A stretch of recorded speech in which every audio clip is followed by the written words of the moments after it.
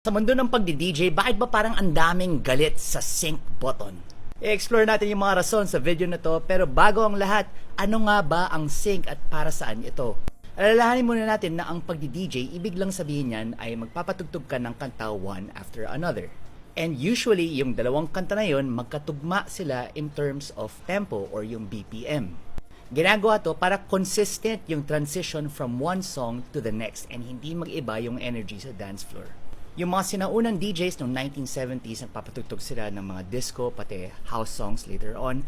Ginagawa nila is nagpapatugtog sila ng dalawang plaka, tapos manually nila ima-match yung tempo ng dalawang kanta na yun. Ibig sabihin, gagamitin nila yung daliri nila, papabilisin nila yung plaka ng konti, or gagamitin nila yung pitch fader ng turntable para pabagalin o pabilisin yung kanta.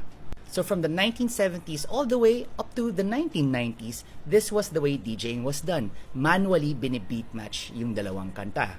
And you were able to do this whether you were using vinyl, katulad ng mga nasa litrato dito, or sa CDs, which was digital na, katulad nitong CD J100S. This was one of the first CD players I was able to use nung nagsimula ako mag-DJ.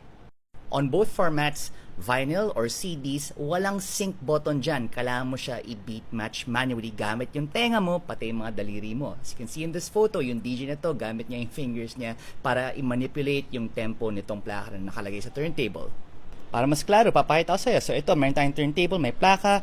We can speed it up by doing this, or pwede natin pabagalan ng konti, or we can also use the pitch fader para bumagal, tsaka bumilis. So again, that's known as manual tempo matching or beat matching. Ngayon, nung na-imbento yung sync, pagdating ng mga mas bagong CDJs, pati DJ software, suddenly, hindi mo na kailangan gamitin yung daliri mo, pati yung tenga mo para mag-tempo match or beat match ng dalawang kanta.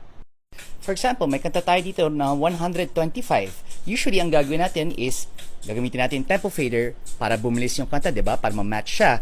Pero with the sync button, all you need to do is to just press this button here.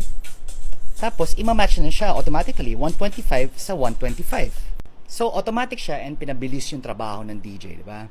Ngayon, controversial tong sync button dahil maraming DJ ang nagsasabi, pag gumagamit ka ng sync, nawawala na yung actual skills of DJing and hindi mo nakuhone yung feel mo for tempo as well as matching two songs together, di ba? Kasi, pag pinindot mo yung botones na yun, automatically, it's done for you.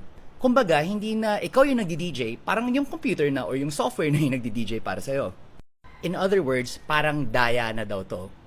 So that's the reason why sync has a bad reputation. Pero ikaw, ano sa tingin mo? Okay ba yung sync o hindi? Let me know in the comments.